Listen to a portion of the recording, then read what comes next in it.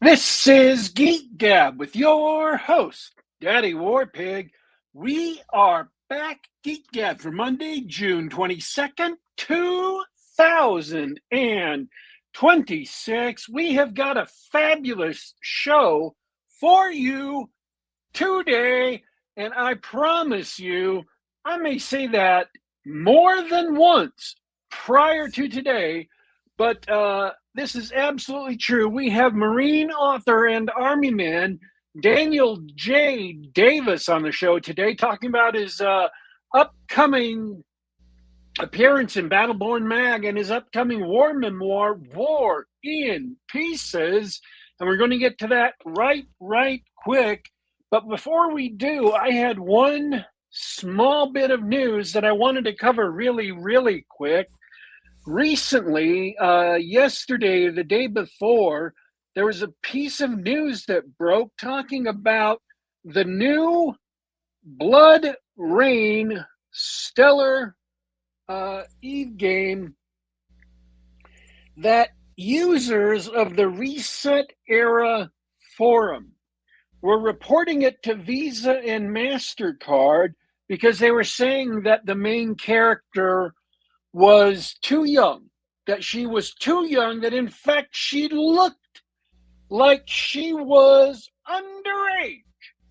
And that because she was underage, they were reporting it, and that she was sexualized in the game. That because she was underage and sexualized, they were reporting it to Visa and MasterCard so that anyone purchasing the game, those purchases would not go through, and that they would force the game to be taken off of services like the Sony store on the PlayStation and possibly Steam and any place else the game would appear.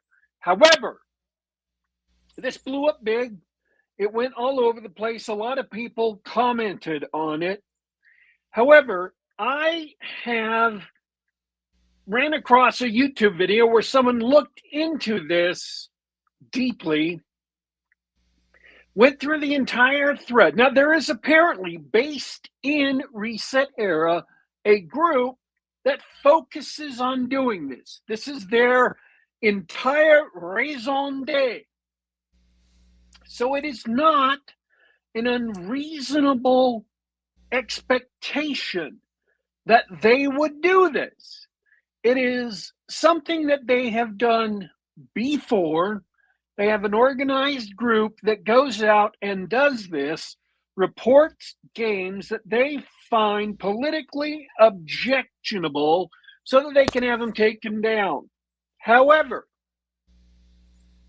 in this case, as of right now, it is not the case for Blood Rain.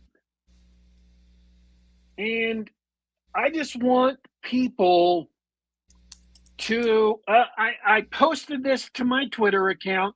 I posted a link to the video so you can watch the video and judge for yourself the quality of the evidence, so you don't have to take my word about what was in the video.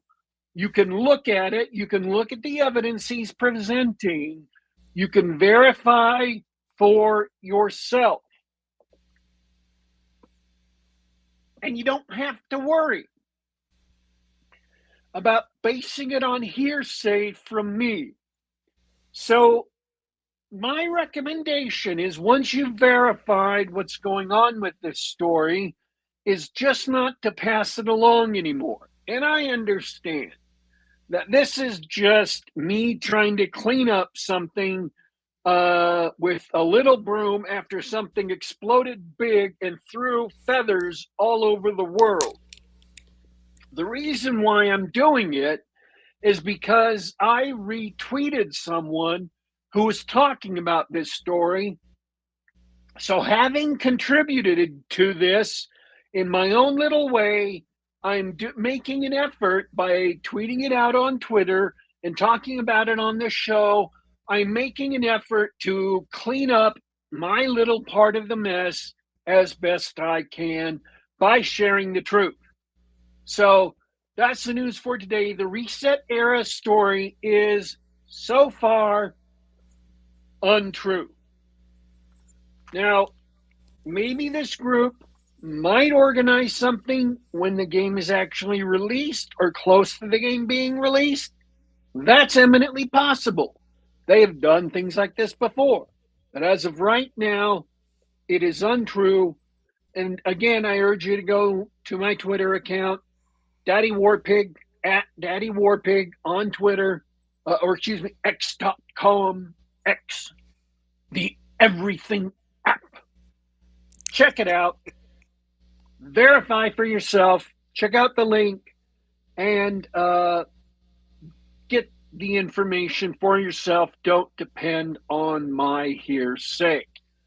So you can have some valid information to back that up. Now, having said that, normally I do a lot longer news, just talking about things.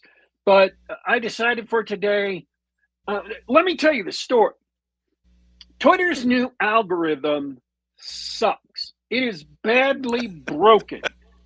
It shows me nobody I'm following and shows me a bunch of people I don't want to see.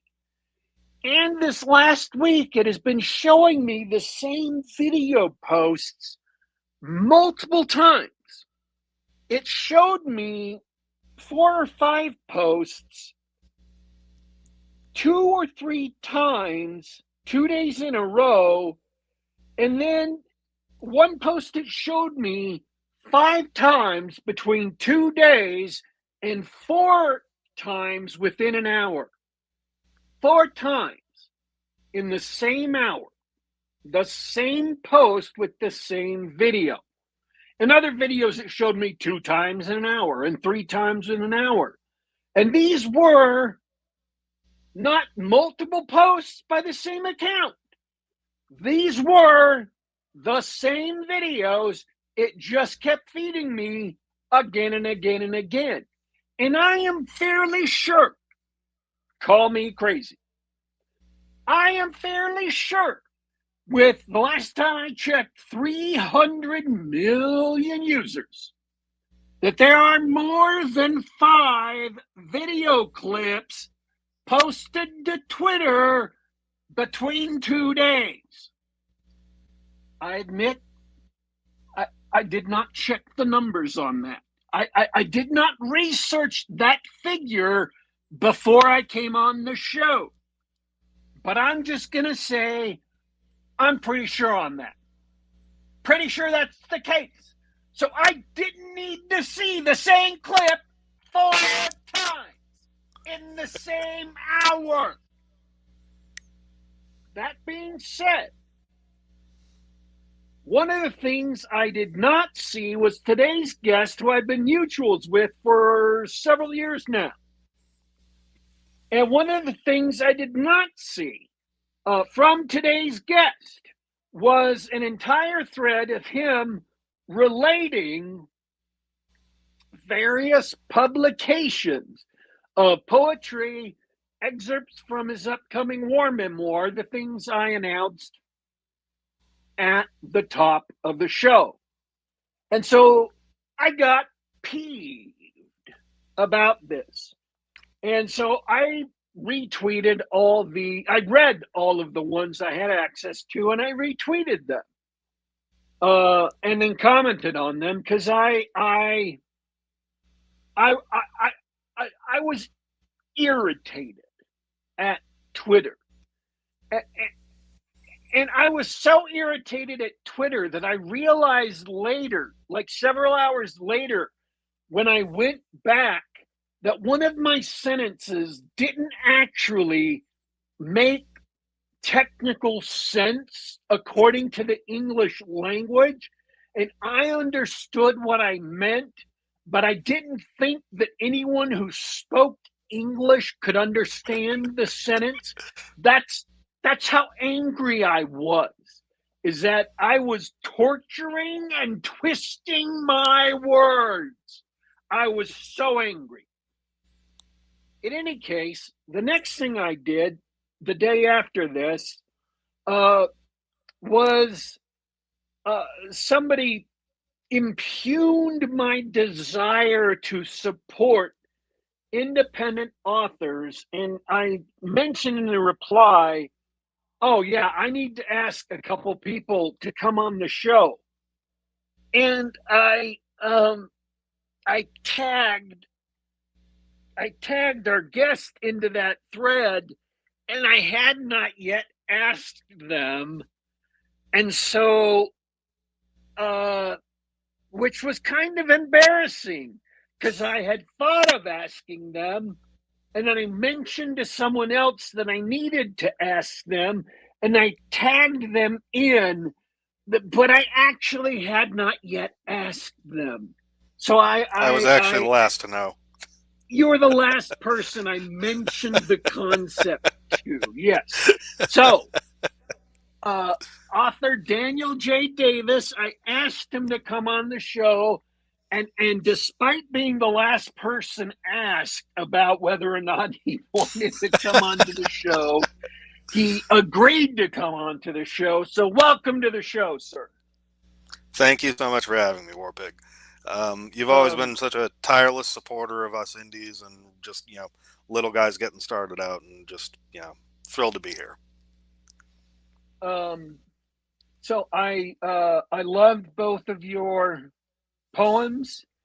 You sent me the excerpt from War and Pieces that appeared in Pilum Press New Voices #4.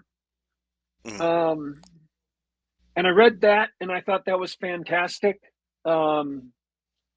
And I thought the concept of holding, is that giving it away, the funeral scene? I don't want to ruin it for people. Gosh, I don't know. I thought that the concept of that funeral was fantastic. I mean, I understand it's a real thing that really happened. Yeah. I never thought about something like that.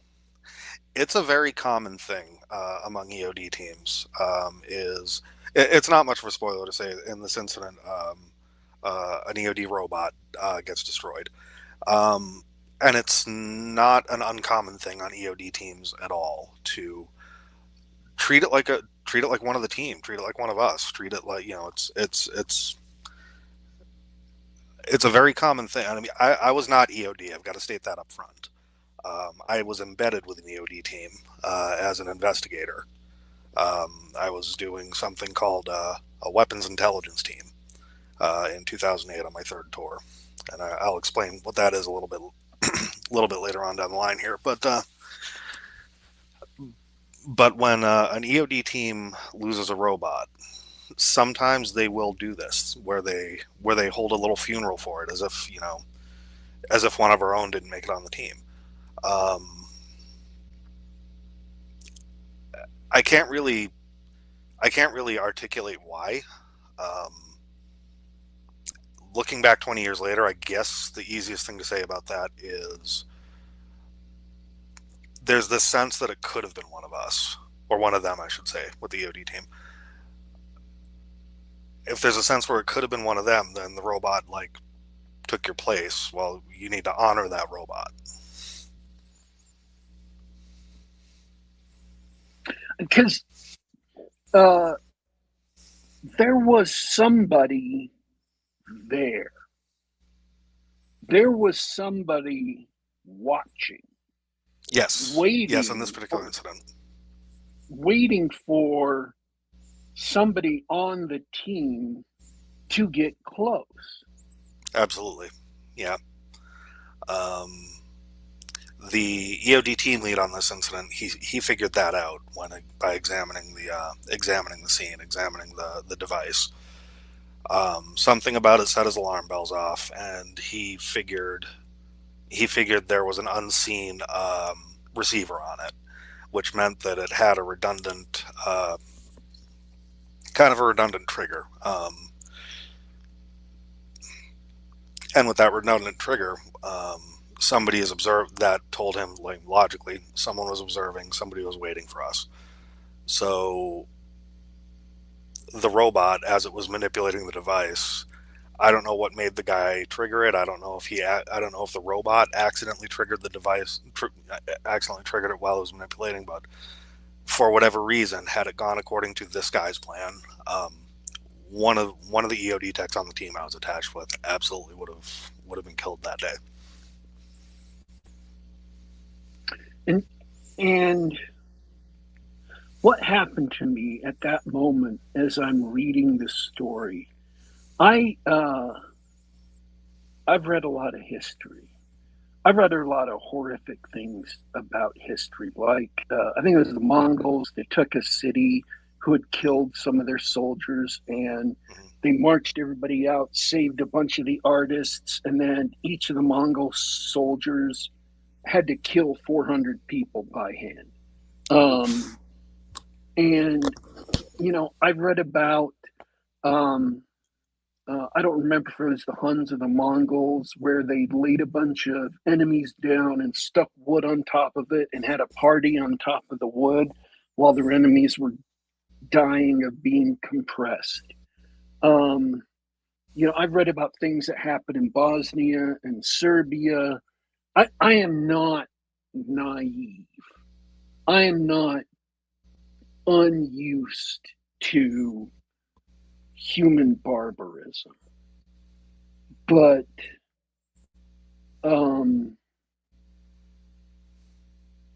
just the thought of somebody, and of course I've heard about, suicide bombers. Mm-hmm. Or homicide bombers, as we were calling them for a while there. Yeah. But the thought of somebody else sitting up there just watching over that, waiting to kill more people just to kill more people, just, gave me this extra sickness at what human beings can do to other human beings. It just made me feel like ill.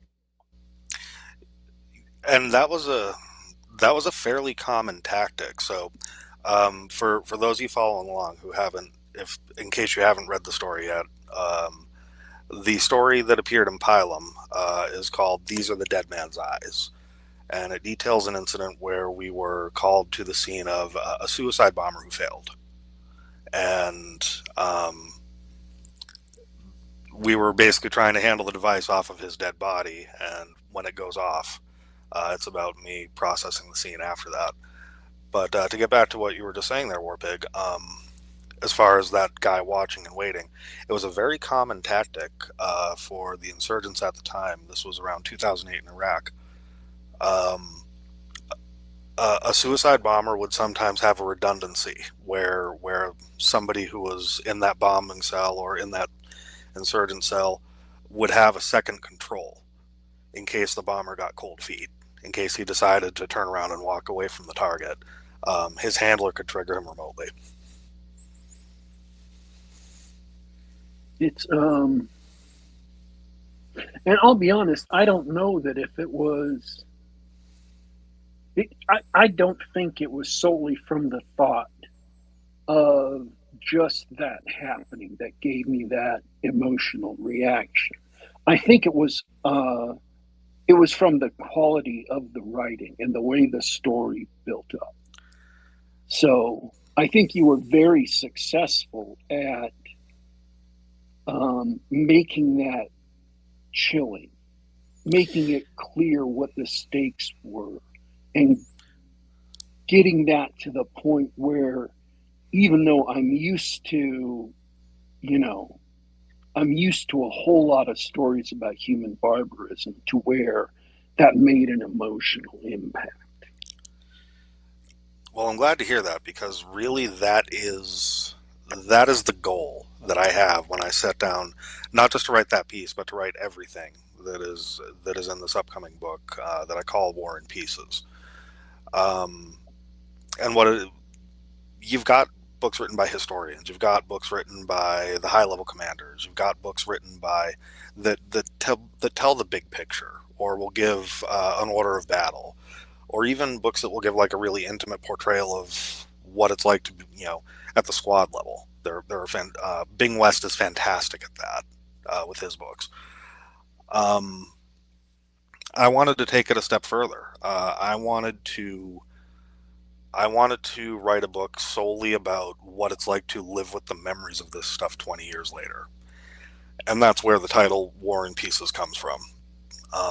It's not a conventional memoir. It is actually a series of connected but standalone stories. Each and every chapter in that book, you could pull it out and just read it as a standalone essay. There's threads that kind of run through the whole thing where there's callbacks from one incident to another. But the other thing I did was I took a page from The Things They Carried by Tim O'Brien, or The Things They Carried by Tim O'Brien. The structure's nonlinear. I tell the stories completely out of order. And the reason I did that is because that's what the memories are like. I don't remember the whole war as this linear thing. I remember intense chunks of it. And I don't always remember those in linear order. I will remember, sometimes I'll remember something from my third tour, which is when the incident in Dead Man's Eyes happened. And then that will immediately trigger a memory of something that happened on the second tour or the first tour. So that's how I presented everything in the book. I jumbled it all up. And I wanted to do that to give the reader some sense of what it was like for the individual soldier, the individual Marine that survived all this stuff, that just had these memories just kind of rolling around in his head, coming up unbidden whenever they want to.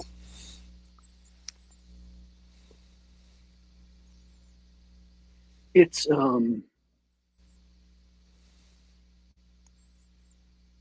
you can make a list of traumatic memories and you think you've gotten everything down on the list and you've kind of got the list memorized, and then all of a sudden out of the blue there'll be just something else pop up that you forgot and you can't believe you forgot.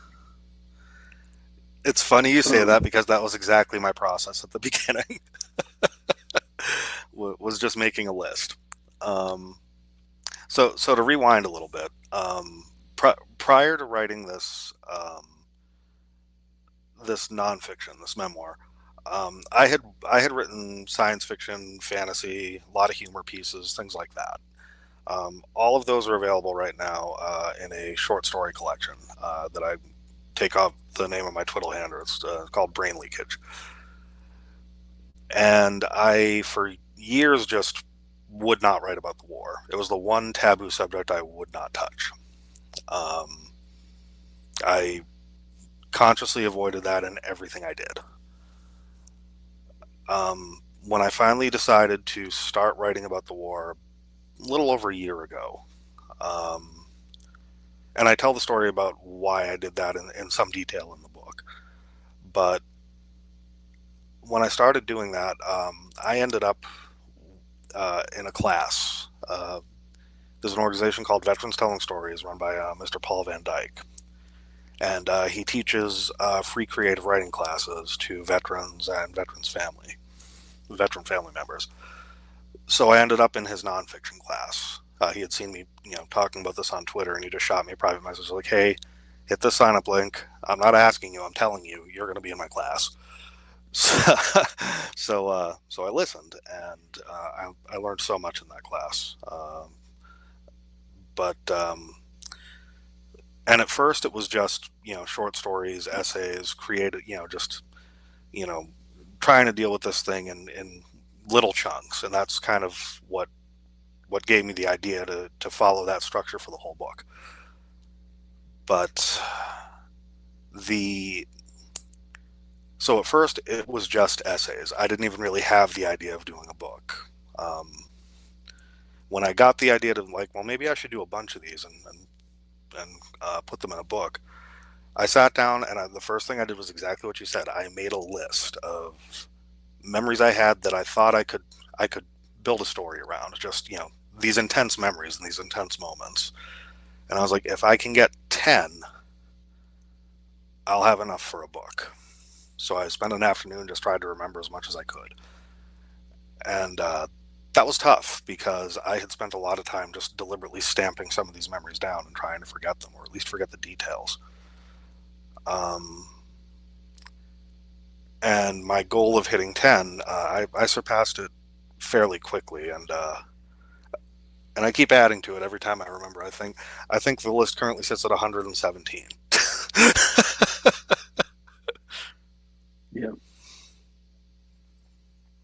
And it's 3 tours. That's Yes.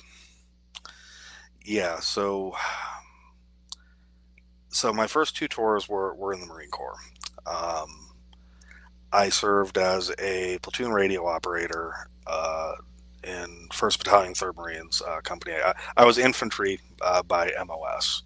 That's that's just what I did. And at the platoon level, they give one of the riflemen a minimal amount of training and hand him the radio. In my case, it was because I wore glasses and I looked smart. I'm also convinced it's because I was tall and they assumed the radio antenna would be just a little bit higher on my back. But so that was my first tour in Iraq, and it took that took place during the Second Battle of Fallujah in late 2004. And as part of that tour, we also helped secure Iraq's first free election at a different city. My second tour was about a year and a half later, in 2006. I was a fire team leader with a reserve battalion. And for listeners that are not terribly familiar with the structure of a Marine rifle company, fire team is if you have everybody you're supposed to, it's 4 Marines. The leader, the squad automatic weapon guy, the assistant squad automatic weapon guy, and a rifleman. Well, my team was typically just 2 guys. It was me, the squad, the saw gunner, and the assistant. And then 3 fire teams make up a squad, 3 squads make up a platoon, 3 platoons plus weapons make up a company, and on and on and on. So, and then that third tour, I had already moved over to the Army. And I joined the Army again as an infantry guy. And I assumed I was going to be doing, infantry stuff. I volunteered for something that I thought was just going to be a standard infantry deployment. Possibly something really cool, like attached to just doing what they call PSD, personal security detail, for some officer or for some general. And it turned out to be I was attached to a joint service mission, a weapons intelligence team.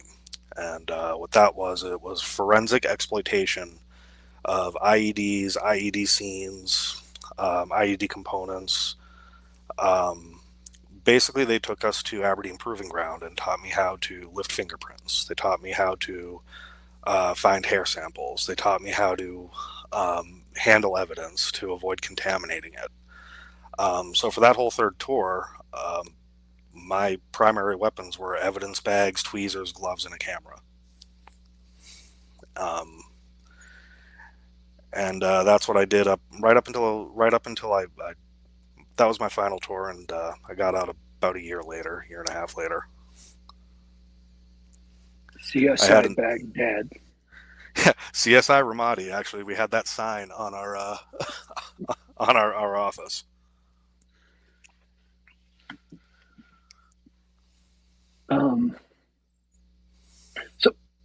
I was curious about this when I saw your bio, and it said you were in the Marines and in the Army. Why?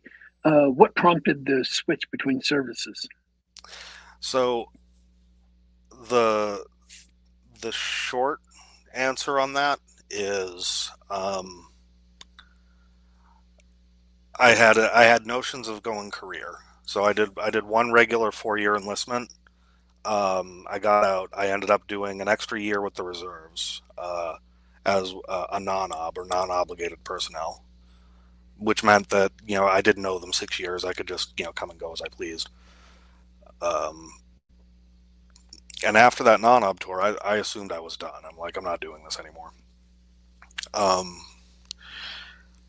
What ended up happening is a lot of guys were getting recalled from the reserves or from what they call the individual ready reserve, because when you sign your contract, it's an 8-year contract, and most people split it 4 years active and 4 years individual ready reserve.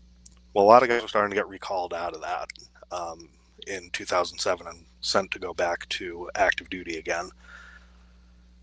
And I knew that was happening. That happened to several of my friends. So I decided that if that was going to happen, and they were going to force me to go back anyway, I was going to do it on my own terms and possibly just go ahead and make a career out of it. Well, the Army's bigger, it promotes faster. There's options for taking your career in all kinds of new and fascinating directions that just don't exist in the Marine Corps as a smaller service. So I joined the Army because I had notions of doing a full 20, and I figured, better growth opportunities in the Army. The more in-depth answer is I was honestly, truly looking back at it, suffering from severe combat stress, severe post-traumatic stress disorder, and needed help. And one of the things, I didn't fit into civilian life anymore. And rather than look at this objectively, because I was just a stupid kid, and say, oh wow, if I don't fit in at home, maybe I need counseling and help to figure out how to fit in at home. I was like, no, I'm different than everyone. I'm just gonna keep going back and keep going to war because that's where I belong. And that is honestly one of the under-recognized symptoms of combat stress, post-traumatic stress disorder, and all that other stuff in the generations of the global war on terror.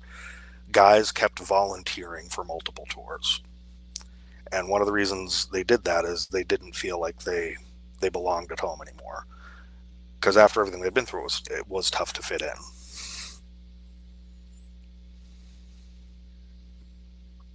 You have to transition from horrors to living in a safe place, but you're still carrying around those memories that just bubble to the surface. And honestly, at that phase, when you're so fresh home, it's not even really the memories so much as the physiological reactions and the reflexes and things like that. Loud noise that'll make you hit the floor. The constant sense of hyper awareness. Never being able to let your guard down. Constantly, living in the state of fight or flight because you're expecting. Your body doesn't know you're back home in Massachusetts or Michigan or wherever you're from. Your body still thinks you're in Fallujah or Ramadi or Baghdad, and it's acting accordingly. And that's, I think, one of the things that guys that they come home, they still feel like they're living at a patrol base when they're just trying to get along at a job or with an apartment or something like that. The solution, seems to be, well, if I'm living like I'm on a patrol base, I should just be back on a patrol base. That, in my case, that's exactly what it was.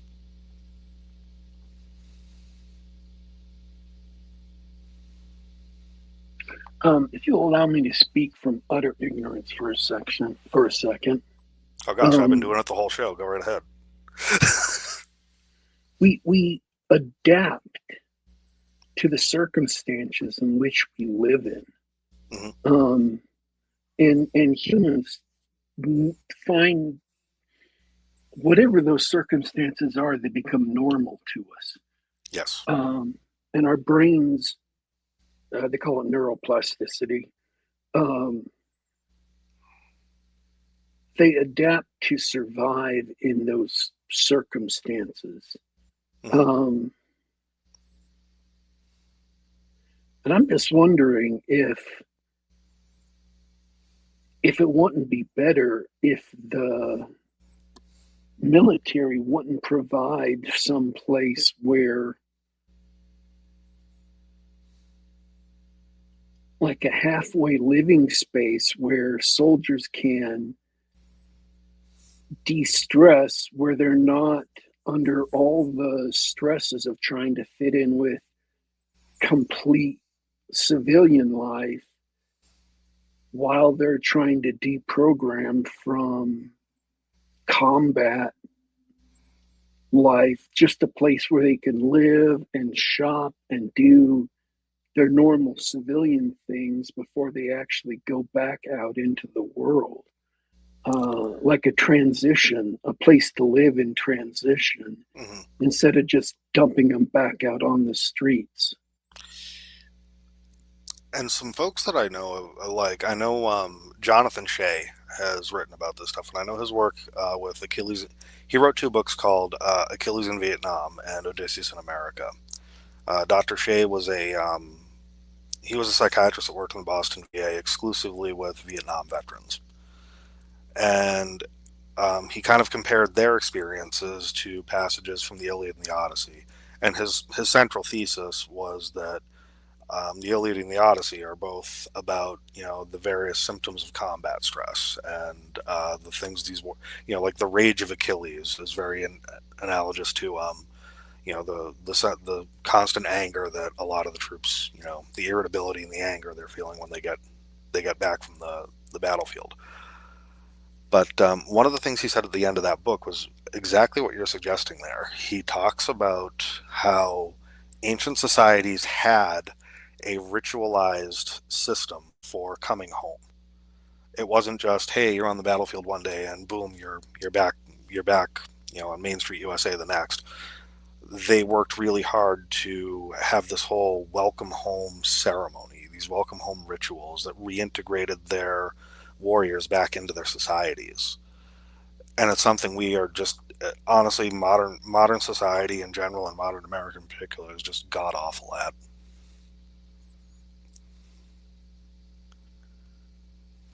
I don't know.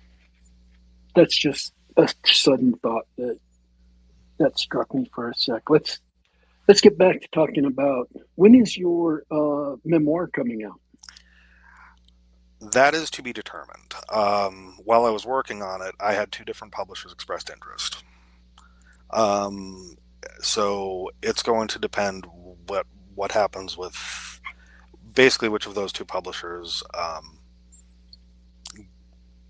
gives me the favorable terms, or is really the polite way to say that. I'm open to working with both. They're publishers in kind of in our corner of the cultural space, and they've put out works. I've been a reader of their works for both publishers for as long as I've known about them. So I'd be more than happy to work with either of them. But it's until something is in concrete, I really don't know.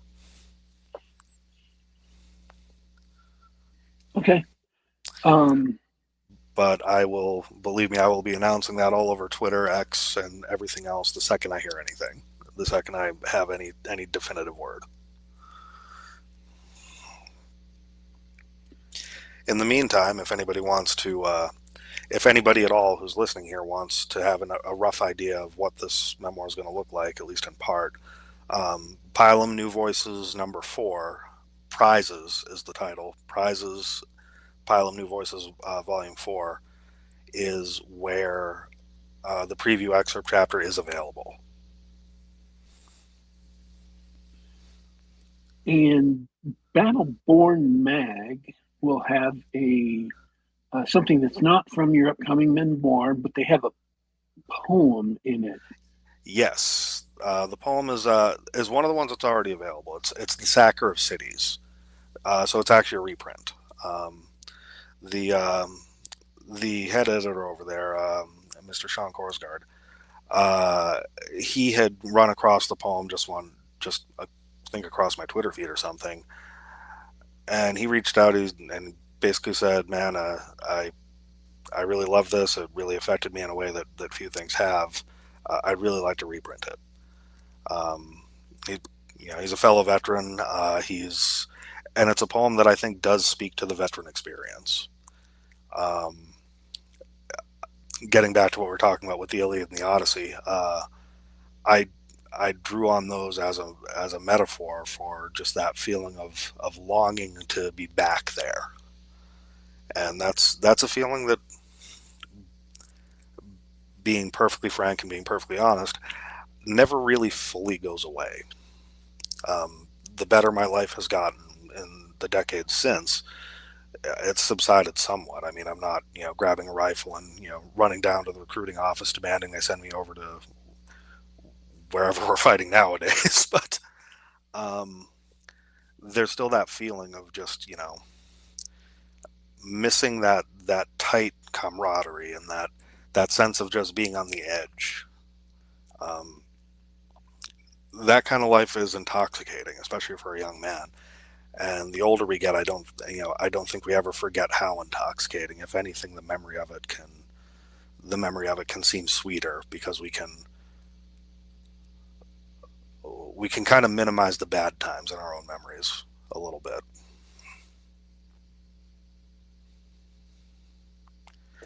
Um, and I like both of those poems,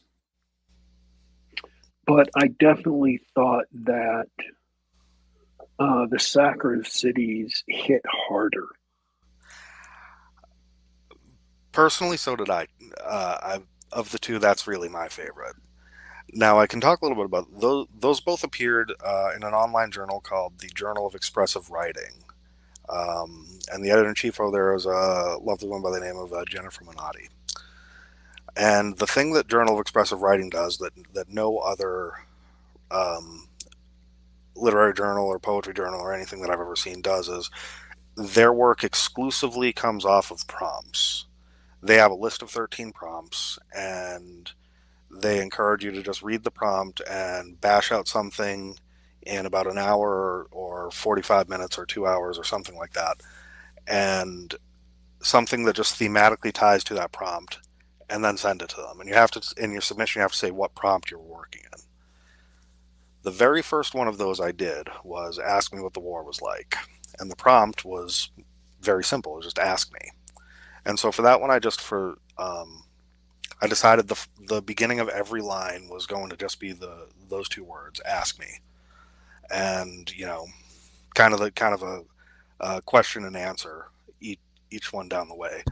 That was the first time I had ever done anything even remotely poetic, other than singing dirty Irish limericks around my grandmother's bar when I was a kid.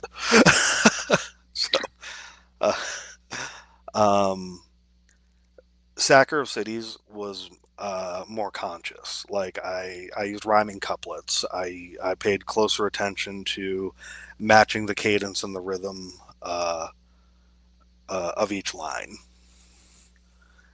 And just imagery wise, there's a reason the Iliad and the Odyssey have stuck with us for, gosh, what now, 4,000 years almost. Um, it's a timeless story, and warriors in the Western world have always found someone to identify with in the Trojan conflict.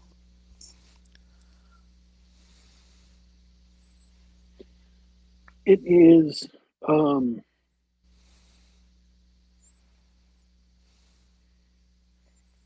they call it seeing the elephant, which is uh, the gulf between people who have been in combat and people who have never been in combat.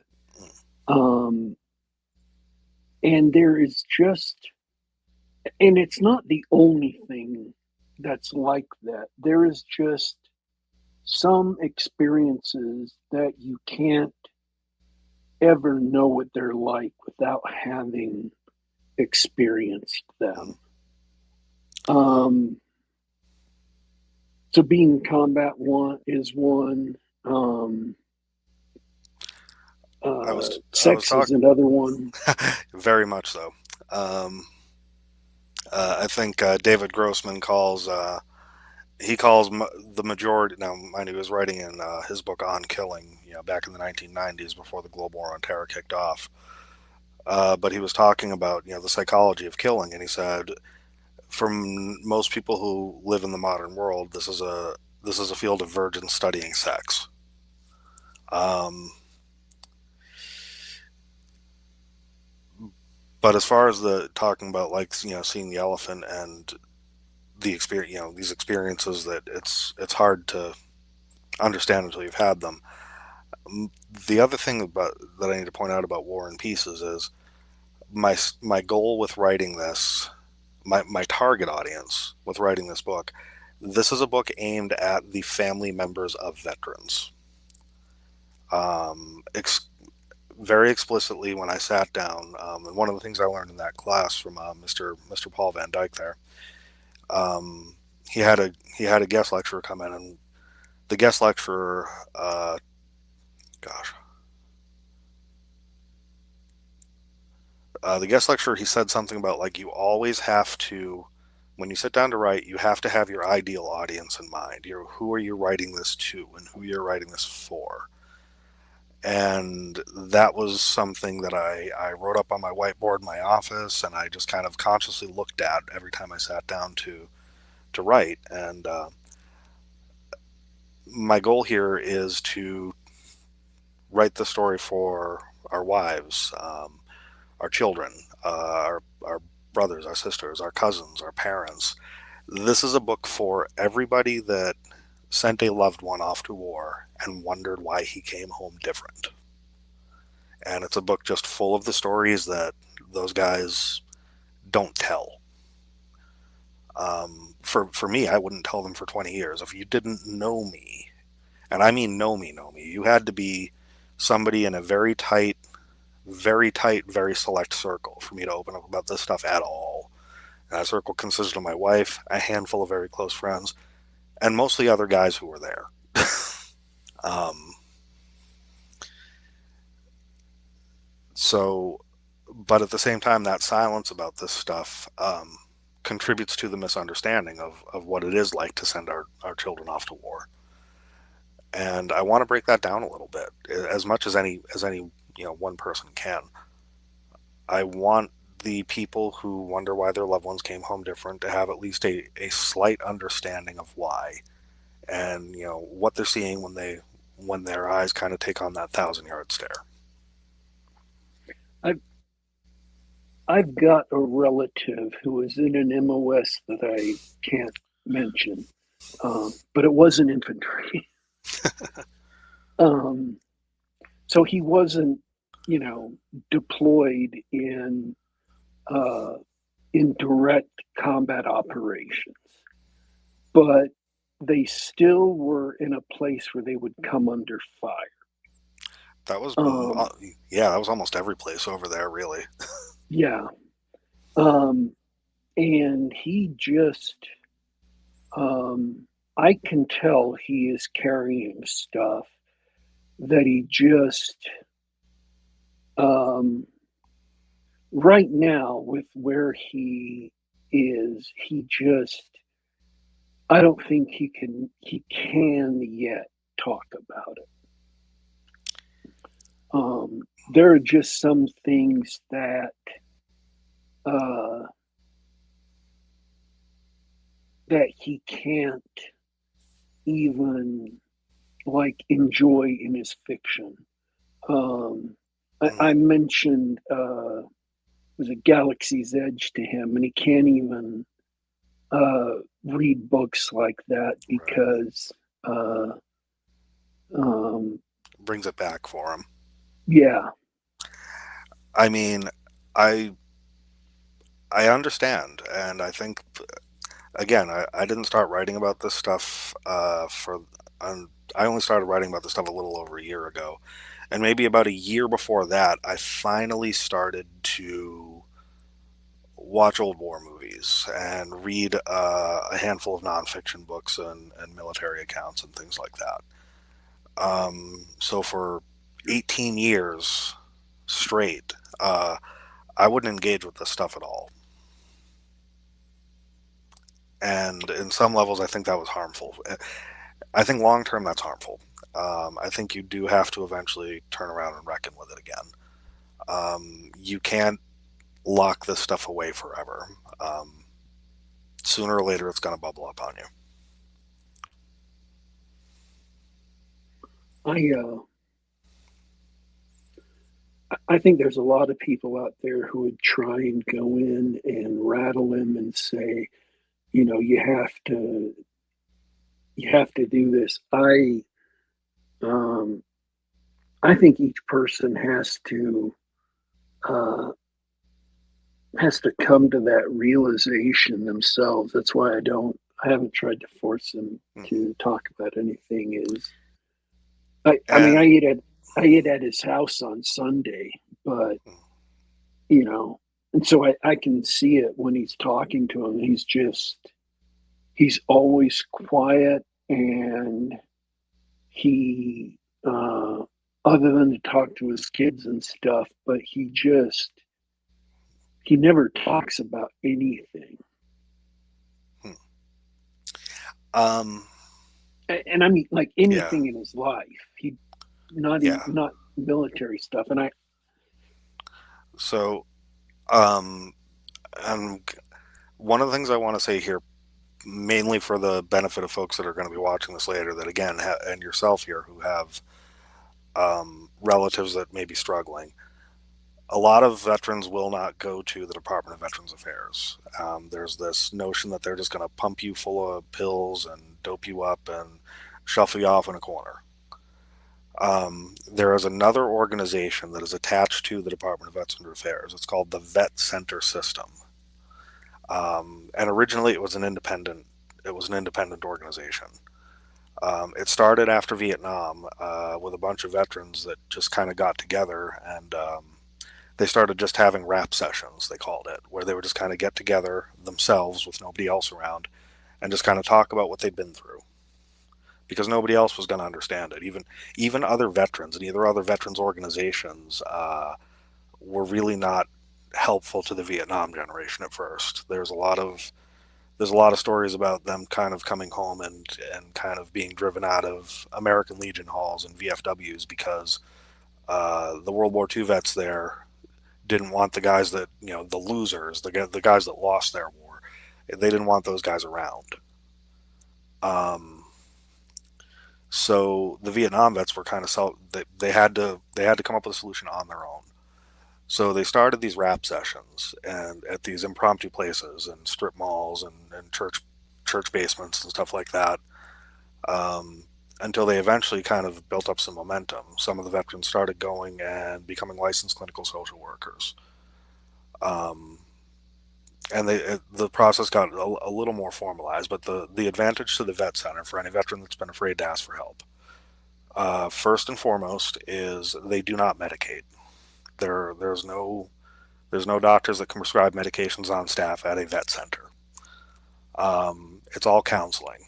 It's either group counseling or individual counseling, and certain other therapies like EMDR uh, therapy and things like that.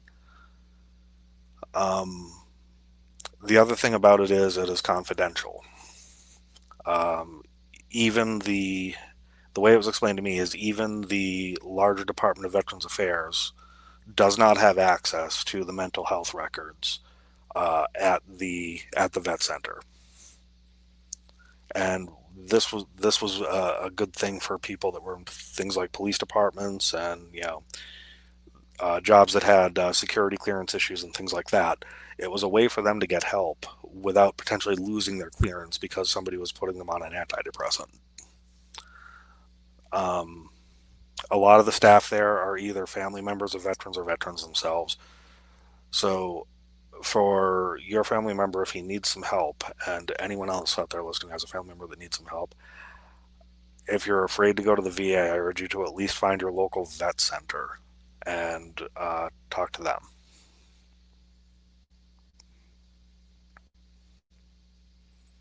It's really good information. It's something that not enough people know exists. So I'm grateful for the opportunity. I'm grateful the conversation kind of swayed that way and allowed me to just kind of push it out to a few more people. I see Mr. Will Long there had a question in the chat there. He says, "I'm curious how the time changes, how you would write about it. How would the story come out if you wrote it right when you got home?" It's an excellent question, Will. Honestly, I don't think I had even halfway enough perspective to tell it right. Um, I think I needed the time, the distance, and the maturity uh, to be able to write it the right way, at least the right way for me. I have read some accounts written fairly close to after the fact. There were a couple of decent ones. Oh gosh, what's his name? Colby Buzzle, I think, was the writer. Uh, he wrote. Oh gosh, let me look it up real quick. Um,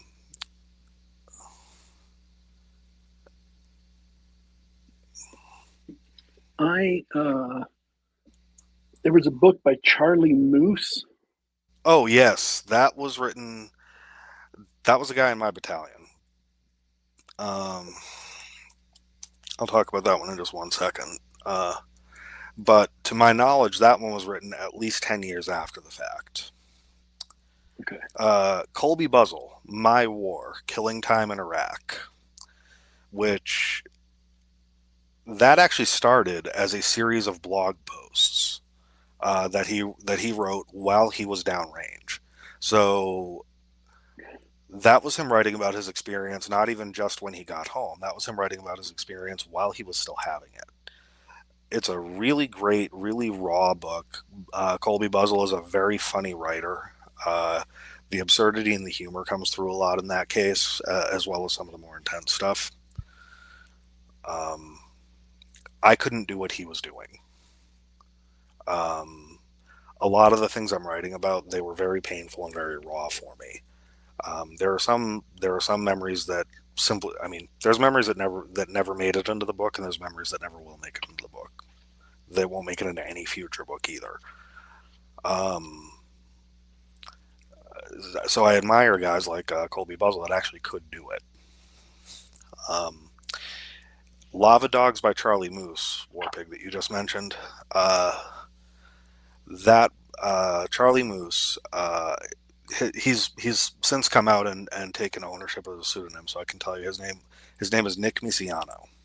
His real name. He was a member of my battalion in Fallujah, uh, and he stated that the reason he adopted the Charlie Moose pseudonym for that book in particular was because he didn't feel like it was just his story.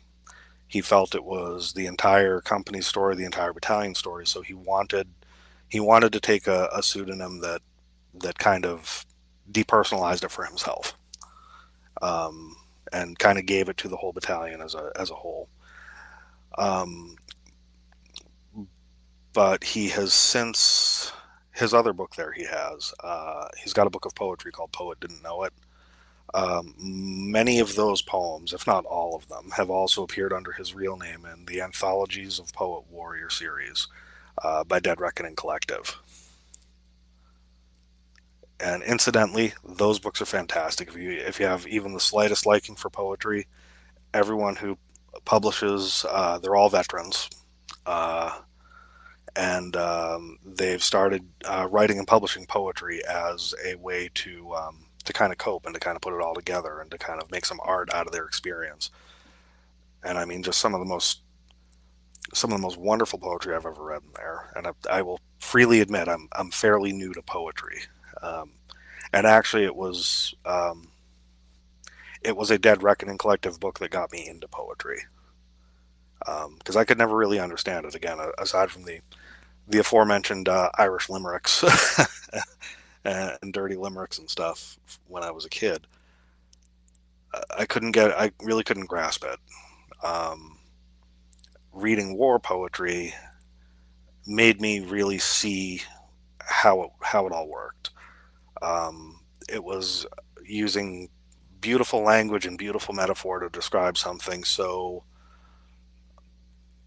fundamentally ugly, and that contradiction really struck me. And then I finally started to see just the use of metaphor and how it applied to other things. But the book was Rock Eater by Mason Rodriguez. He was another Marine who turned poet, and his work was published through Dead Reckoning.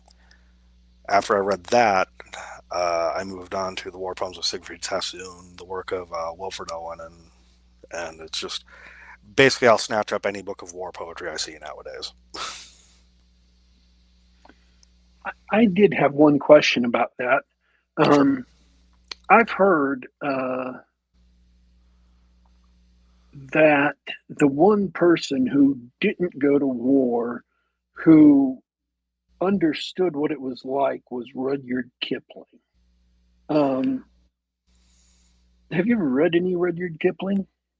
I've read a couple of his. The one that immediately springs to mind is Charge of the Light Brigade.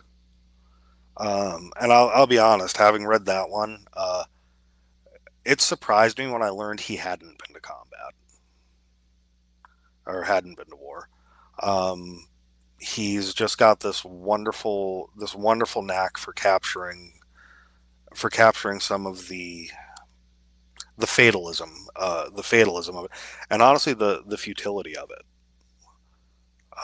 His work has a lot in common with just from what I've seen, a lot in common with like the Siegfried Sassoon and the World War One poets.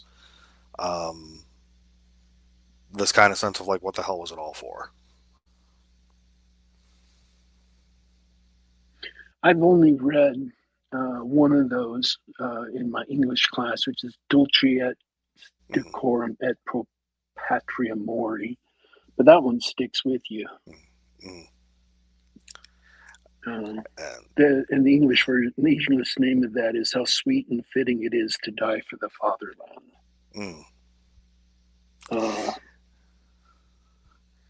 Yeah, and it's, gosh, I just started, and I am new to poetry, so I will freely. I'm kind of dumbstruck that the first two poems I wrote somehow got published. Because there were a couple of other ones that I wrote in the process of writing War and Pieces that have not yet seen the light of day. I may do a collection of poems one day. I kind of have after reading Sassoon and Mason Rodriguez's book and a couple others, I kind of have an inkling that I want to do it, but I'm not quite good enough yet. I don't feel so. I'm dedicating some time this coming year to practicing poetry, to reading it, to learning about it, and all this other stuff. Because I really think it's something that, when trying to capture something as big as war, and trying to capture something that is as difficult to capture as war, I think the metaphor and the structure of poetry is an extremely useful tool. Okay, well, do you have any last thoughts before we sign off? Oh gosh, let's see. Nothing I can really think of. I mean, I've gotten a chance to talk about just about everything I was gonna mention. If there's anyone in the chat that has a quick question before that they want to ask before we call it, I guess. Let's flip back.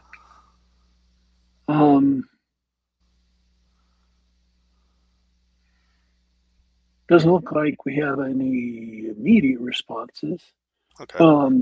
I just want to say I appreciate you agreeing to come on the show. I'm really glad we got a chance to do this. I'm going to put links to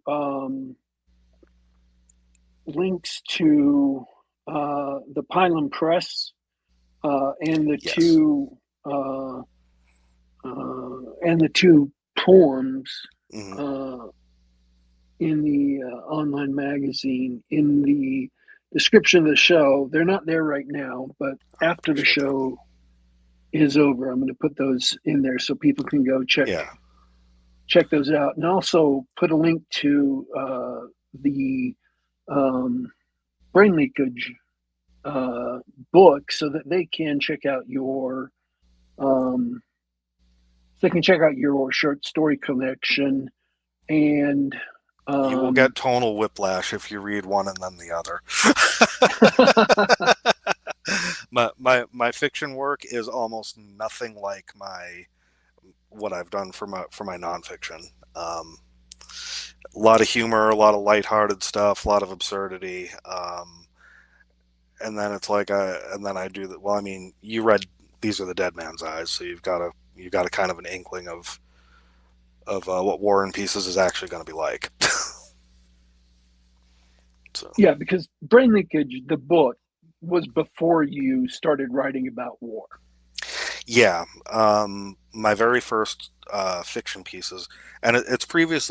A lot of that stuff was previously published in various places.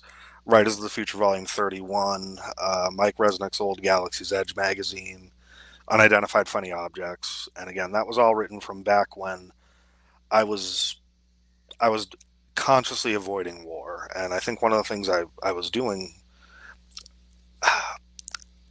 I was looking to prove I could be more than a soldier, or more than a Marine, or more than a rifleman. And writing about something that did not deal with my military experience was a way for me to prove that.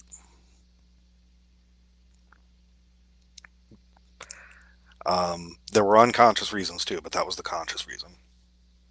So that book is chock full of stuff that I wrote to try to prove that I could do something other than carry a rifle. Okay. Well, I want to thank everyone who came and listened live. I want to thank everyone who will listen later. And I want to thank, of course, thank our guest, author, Marine, and Army man Daniel J. Davis. And I will keep an eye open for when War in Pieces comes out, so I can announce it here on the show and on my Twitter account.